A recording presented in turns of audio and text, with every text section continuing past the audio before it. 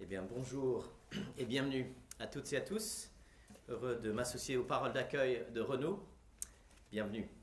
C'était le 30 octobre 1974, Ali versus Foreman. Le combat dans le jungle, ou c'est pas très facile à traduire, The Rumble in the Jungle. C'était le 16 juin 1949, un peu moins connu, mais apparemment un grand combat. Marcel Cerdan, le bombardier marocain, versus Jake LaMotta, le taureau du Bronx. Pour les fans de boxe, il y a des combats mythiques. C'est dit combat du siècle. Ces moments où il y a deux hommes, un ring, l'affrontement violent, la question de pouvoir encaisser des coups, donner des coups, tenir alors que la douleur et la souffrance est profonde et peut-être très forte. Qui est le plus fort? Qui sera le plus fort? Qui pourra tenir? La Bible aussi raconte l'histoire d'un affrontement parfois assez violent. L'ennemi, le serpent, l'accusateur, c'est le sens de ce mot Satan, l'accusateur, et l'homme.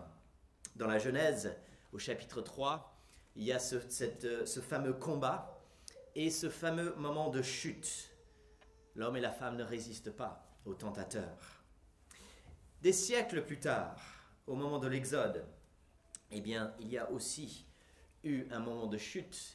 La nation d'Israël n'a pas tenu fidèle alors qu'elle était éprouvée. Jésus, dans ce récit que nous venons d'entendre, répond à l'accusateur avec 3 textes du livre du Deutéronome. Et il se peut que, par ces citations, il souhaite diriger notre regard vers cette période de l'Exode.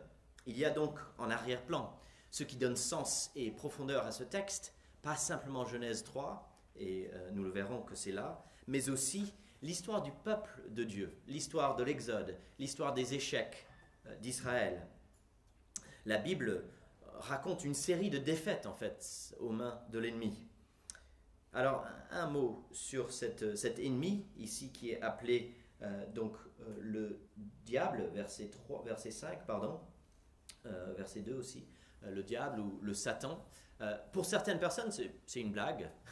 La Bible ne parle pas ainsi, ce n'est pas une blague dans la Bible, ce n'est pas un petit bonhomme en rouge avec des cornes et voilà, un gars qui nous fait rire.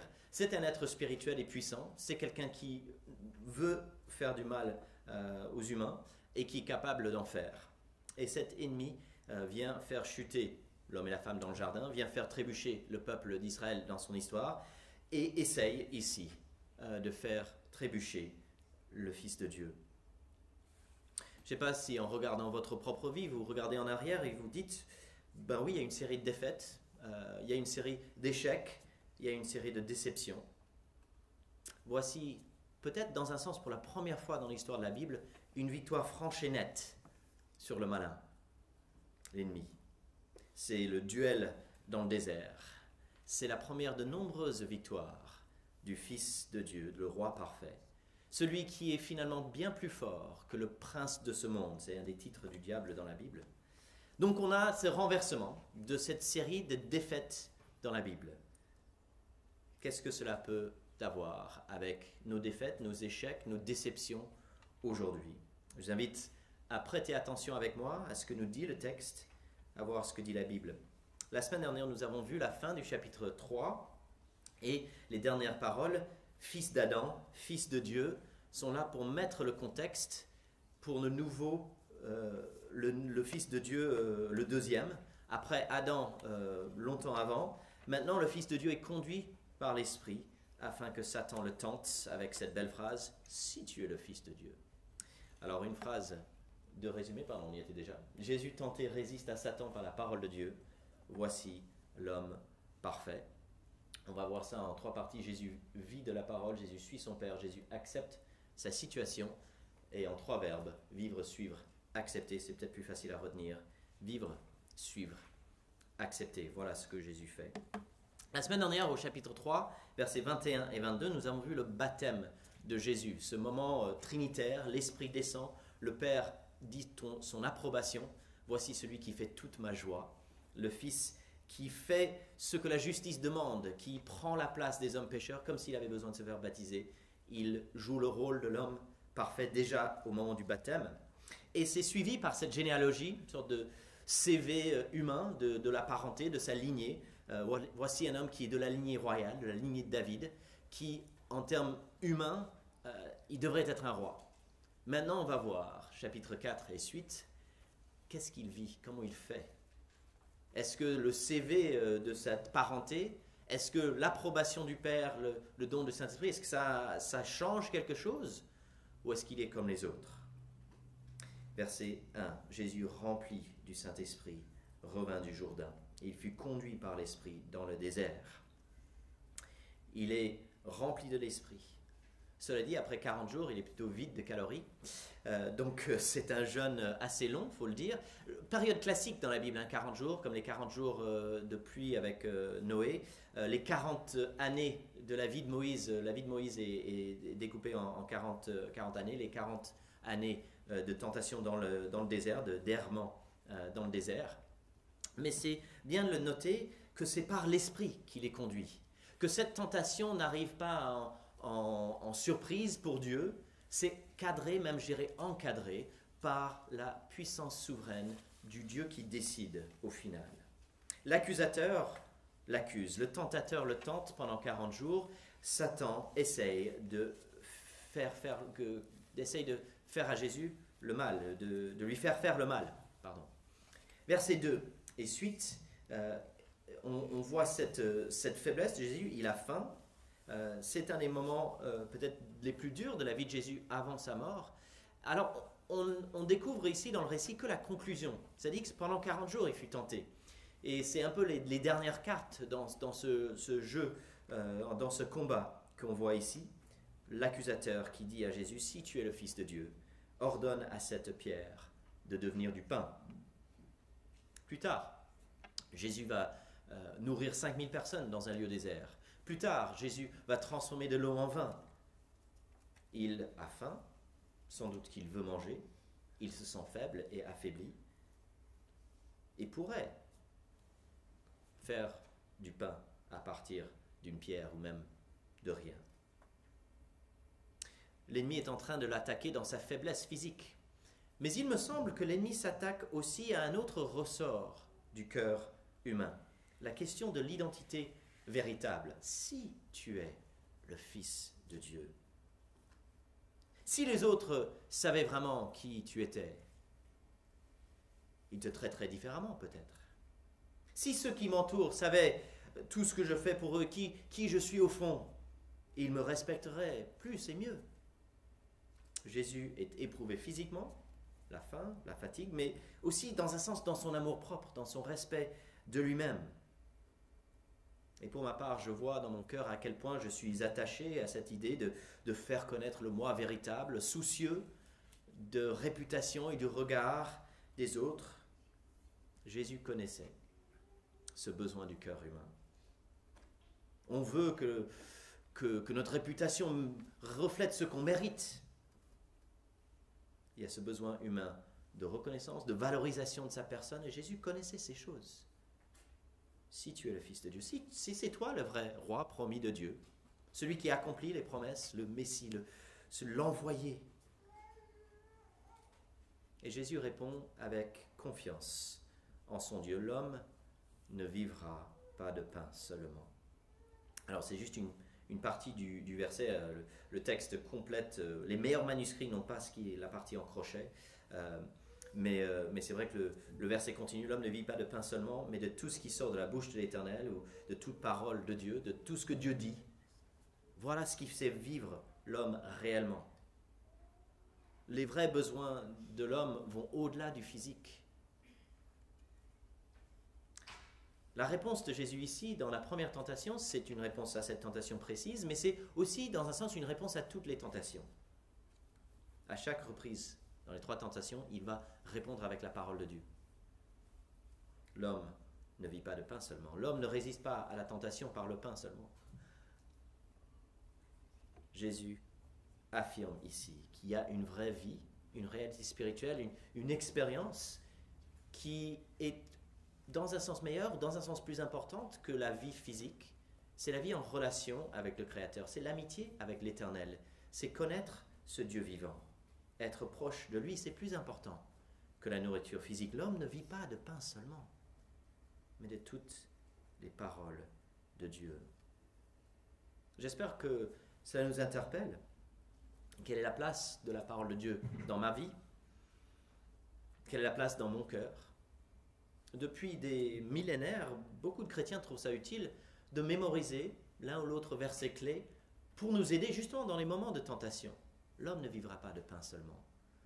C'est utile parfois de se rappeler de cela. Une autre implication de ce principe, l'homme ne vivra pas de pain seulement, verset 4, c'est l'utilité de la discipline chrétienne du jeûne. Jésus a jeûné pendant ce temps, à d'autres moments aussi. C'est un peu présumé dans la Bible que les croyants qui aiment Dieu vont jeûner de temps en temps, vont prendre du temps, vont se créer du temps en quelque sorte, en évitant de manger, sauter un repas ou pas manger pendant un jour ou deux, pour se focaliser sur la nourriture spirituelle, pour se rappeler que l'homme ne vit pas de pain seulement. Alors c'est important de se rappeler si on jeûne, on ne le fait pas pour impressionner Dieu, on ne le fait pas pour impressionner les autres, on ne le fait pas pour soutirer une bénédiction de la part de Dieu, on le fait pour vivre et apprendre nous-mêmes que l'homme ne vit pas de pain seulement. Peut-être dans les semaines à venir, vous pourrez choisir un moment, sauter un repas, prendre 24 heures si votre santé le permet. Pour les femmes enceintes, il y a des jeûnes d'écran, des jeûnes divers qu'on peut mettre en œuvre, ou d'autres personnes pour qui physiquement ce serait compliqué, mais prendre du temps en fait, pour méditer la parole, pour prier, pour vivre et expérimenter la joie d'être proche du Créateur. Jésus vit de la parole, vivre. Deuxièmement, Jésus suit son Père. Jésus suit son Père, suivre. Deuxième partie, deuxième tentation dans cette liste. Le diable l'emmena plus haut, lui montra en un instant tous les royaumes de la terre. Puis il dit, je te donnerai toute cette puissance et la gloire de ces royaumes, car elle m'a été donnée, et je la donne à qui je veux. Si donc tu te prosternes devant moi, elle sera toute à toi. Jésus lui répondit, en effet, c'est le Seigneur, il est écrit, pardon, c'est le Seigneur ton Dieu que tu adoreras, c'est lui que tu serviras. Il y a une tentation là de puissance et de gloire. Une tentation qui, une fois de plus, est puissante dans le cœur humain. Ça pousse sur une motivation qui est là, qui est présente. Puissance, gloire, vouloir être à la première place, se donner pour cela, s'engager pour atteindre un niveau de l'ambition. Je trouve que cette année, on peut le voir, 2016, année de grandes élections aux US, j'ai lu qu'on envisage que les deux partis et les deux côtés dans ces élections aux US vont dépenser plus de 2 milliards de dollars, 1 milliard à peu près de chaque côté, pour atteindre la gloire humaine, la puissance politique. Voilà ce que les gens sont prêts à faire, à mettre sur la table. Satan, notez bien, c'est un menteur, donc toute puissance m'a été donnée, il ne faut pas exagérer non plus, il est soumis à Dieu, mais c'est vrai qu'il est le prince de ce monde, qu'il a de l'autorité de la puissance, même si c'est bien circonscrit par les limites que le Dieu souverain lui impose. Il est prince de ce monde, il peut faire des choses, mais, comme Jésus le dit plus tard, pas un moineau ne tombe à terre, en dehors de la volonté de mon Père Céleste. Jésus adore le seul vrai Dieu, il ne se prosterne pas devant l'ennemi, ni aucun autre Dieu, aucune idole. À la fin de sa vie, ça va se concrétiser. À la fin de sa vie, il va choisir la volonté de son Père plutôt que sa propre sécurité. Ça va tout lui coûter. Il va refuser de se soumettre aux autorités religieuses et renier son identité de roi promis, même si cela entraîne la souffrance et la mort. Cette saison de tentation, ce moment de tentation, à la lumière de tout l'évangile, ça nous dirige vers la croix. On voit que c'est un premier pas dans cette logique qui va le mener jusqu'à la mort. Et on se pose la question, est-ce que c'était facile pour Jésus de dire non, de refuser, de dire oh, ça va, je ne vais pas t'adorer Satan, je vais adorer mon Père.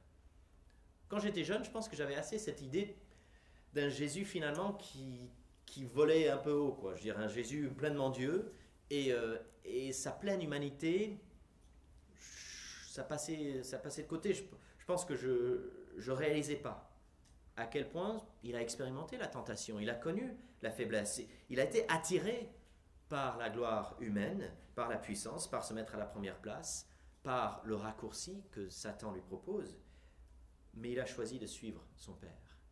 Il a choisi par la parole de Dieu de vivre, de suivre. Il y a un côté un peu ironique, n'est-ce pas, dans le fait que le projet de Dieu, c'est en effet d'installer son roi à la tête de l'univers. Toute la gloire, toute la puissance, beaucoup plus que les gloires humaines, les empereurs, les rois, beaucoup plus de cela lui appartient aujourd'hui. Et il le savait. Il savait qu'il allait vers une gloire et une puissance extraordinaire. Mais il savait aussi que le chemin que lui proposait l'ennemi, le raccourci, entre guillemets, serait un désastre. Et apparemment plus facile, apparemment plus agréable et attirant, ce chemin vers la gloire, vers la puissance que lui propose l'ennemi, c'est pas ça qu'il doit faire, c'est pas ça qui sera bienfaisant.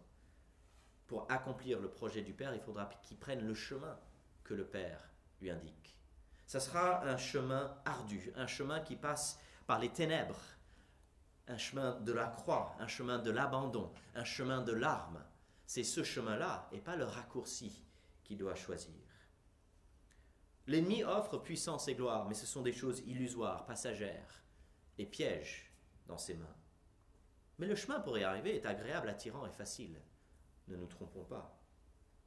On dirait un raccourci, l'occasion d'éviter des soucis, d'arriver au but plus facilement.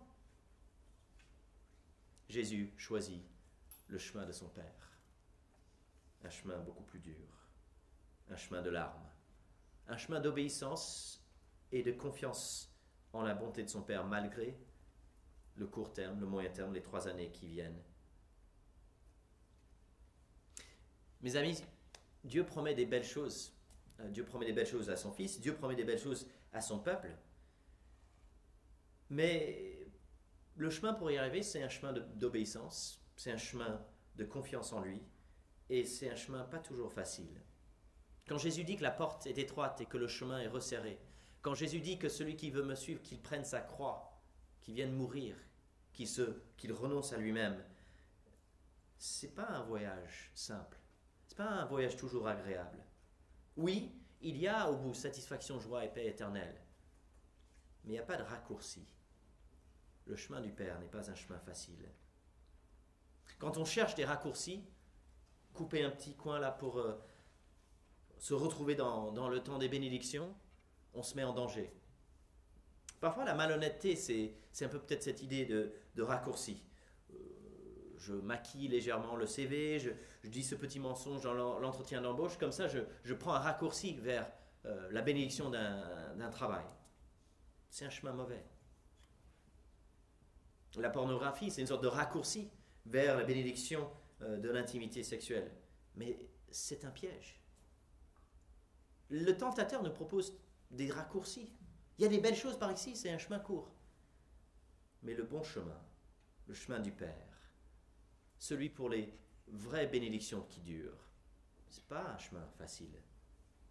C'est le chemin du Fils qui a choisi les ténèbres et les larmes pour nous. Mais c'est le meilleur chemin au final. Jésus vit de la parole, Jésus suit son Père. Troisièmement, Jésus accepte sa situation. Accepter, vivre, suivre. Accepter. Alors cette dernière tentation, c'est l'ennemi qui joue dans la subtilité. Je vais prendre la Bible pour combattre le Dieu de la Bible. Prendre des versets bibliques pour contrer le projet du Dieu de la Bible. Manier la parole contre celui qui vit de la parole. Tu utilises la Bible, dit Satan. Moi aussi, moi aussi. Regarde, Jésus, tu vas te lancer dans ton ministère, ça serait bien d'être sûr que Dieu va te soutenir, non? D'avoir une confiance bien construite sur Dieu ton Père. On peut faire un petit test, ça prendra quelques secondes, puis tu seras en confiance, tu pourras bien faire ton ministère, n'est-ce pas? Ça sera bien. Un petit test. D'ailleurs, c'est cohérent avec ce que dit la Bible. Regarde, les psaumes disent que Dieu va prendre soin. Dieu prend soin de son Fils, son roi. Dieu prend soin de son peuple. J'ai déjà, à notre époque, entendu des versets bibliques utilisés dans une logique anti-biblique. Satan dit vrai, il cite des psaumes. Mais l'utilisation qu'il fait des versets de la Bible, le but c'est de pousser Jésus à tester la protection divine, à se rebeller en quelque sorte contre Dieu, à ne pas vivre confiance devant lui. Jésus répond avec la parole, Jésus vit et suit par la parole, il accepte grâce à la parole, tu ne provoqueras pas le Seigneur ton Dieu. La Bible du Semeur traduit, tu ne chercheras pas à forcer la main au Seigneur. Tu accepteras sa volonté souveraine. Tu n'as pas à essayer d'obliger ton Dieu à faire ceci, faire cela, te donner cette bénédiction. Forcer la main du Seigneur, c'est dans un sens essayer de prendre le pouvoir. Le bibliste Dr. Bock, Jésus refuse d'imposer à Dieu une protection selon ses propres idées à lui, à Jésus. Une telle demande ne provient ni de la foi, ni de la loyauté, c'est péché. Jésus cite dans Deutéronome 6 un texte qui rappelle le moment dans le désert, pendant l'Exode, où le peuple s'est dit « c'est dur ici, on serait mieux en Égypte, non? Ce serait pas sympa de retourner en Égypte? Ce serait bien. » On doute de la bonté de Dieu. C'est humain, c'est typique de notre faiblesse. Dieu, est-ce que tu es vraiment bon? Si tu fais ceci, je croirai que tu es bon. Si tu me donnes cela, je te ferai confiance. Si tu me donnes ces choses-là, je ne vais pas te bouder.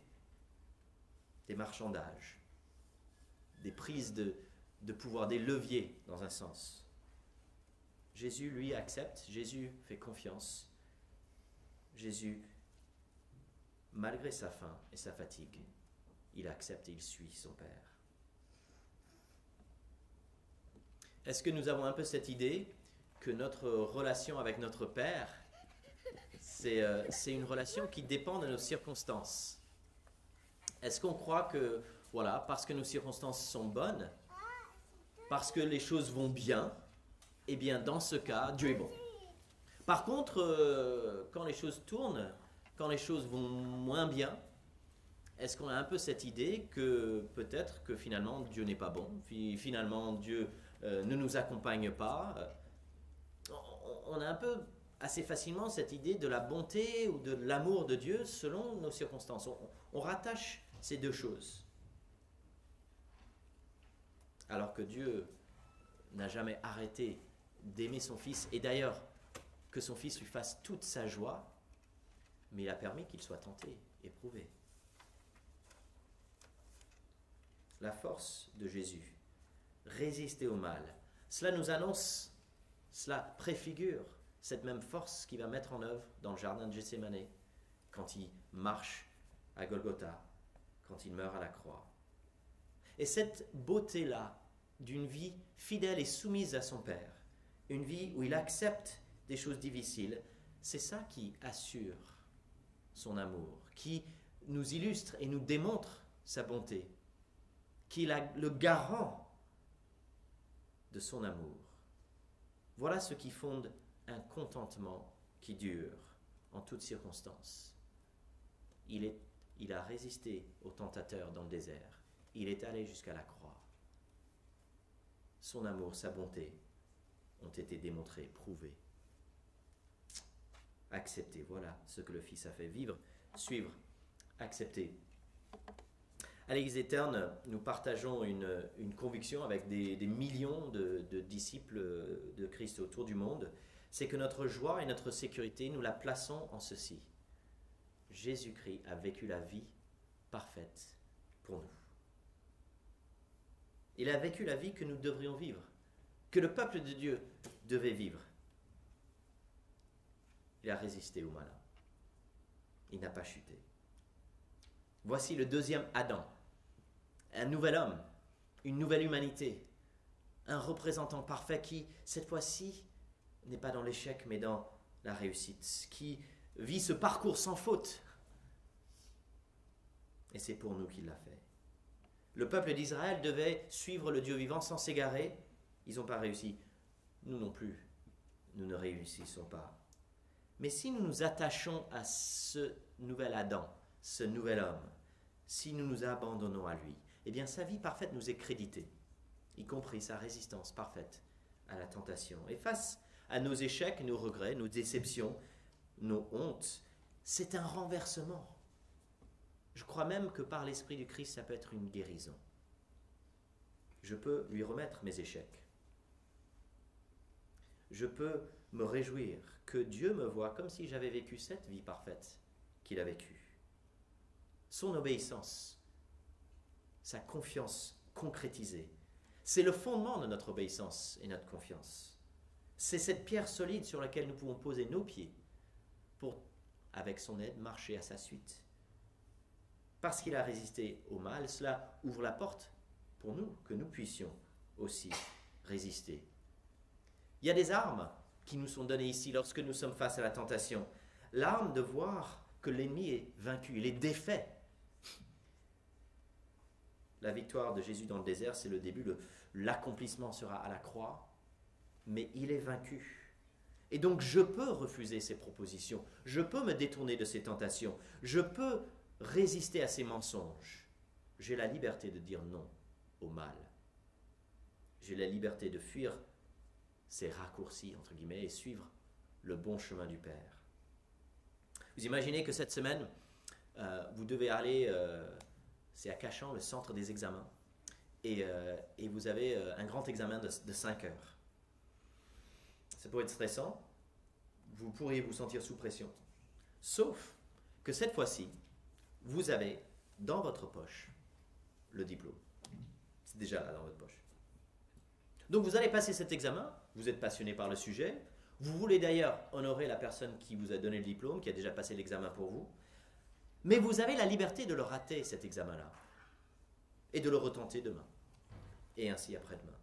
Vous avez la liberté de faire ces choses sans honte, sans panique, sans regret, parce que le diplôme est dans la poche. Réjouissons-nous de la liberté de passer les examens sans la pression, mais avec le désir de faire de notre mieux, avec l'aide de celui qui a déjà passé l'examen à notre place. Au mois de février, avec nos enfants, nous sommes allés faire un peu de patin à glace. Je ne suis pas très bon en patin à glace. C'est un euphémisme en fait. Je pense que c'est un peu le style la vache qui fait du roller. Mais pour de l'humour, c'est pas mal en fait. Ça fait rire, mais en termes d'élégance, zéro. Bon. Mais moralement, il y a un sens dans lequel nos vies manquent d'élégance. Il y a une réalité de manque de fidélité envers Dieu, d'échec moral. Notre sécurité, c'est que sa perfection à lui nous est créditée. Ça serait comme si moi je sors sur la glace, cahotant, brinque-ballant, voilà, et les juges, ils me donnent la note comme si j'étais Philippe Candeloro. Alors si vous êtes un peu jeune, vous n'avez peut-être pas connu ce nom, mais en 94, vice-champion du monde, médaille de bronze à Lillehammer, en 98, médaille de bronze à Nagano. C'est un grand patineur qui est né à Courbevoie, à quelques kilomètres d'ici. Et vous imaginez si, voilà, moi je sors, je fais mon petit truc et on me donne la note de Philippe Candeloro, 9,8, je sais pas. Mais en fait, l'évangile, c'est encore plus généreux que ça. C'est je sors, paf, je suis face contre la glace, et ils disent, il est meilleur que Candeloro, 10, allez, voilà. C'est la grâce de Dieu, c'est quelqu'un a déjà fait ce parcours de patinage parfaitement. Et ça donne envie en fait de se relever, de retenter, de faire de son mieux. Parce que la vie parfaite de Jésus est déjà là. La grâce de Dieu, vécue de la naissance dans l'étable jusqu'à sa mort et même sa résurrection, vécue pour nous. Celui qui n'a pas trébuché, qui a su résister au mensonge, qui par l'Esprit et la parole de Dieu a pris le bon chemin. La vie parfaite de Jésus-Christ est créditée à chaque personne qui vient à lui, qui espère en lui, qui se confie et qui lui dit « Prends ma place, j'ai besoin que ça soit toi ». Jésus a su vivre de la parole, suivre son Père, accepter sa situation.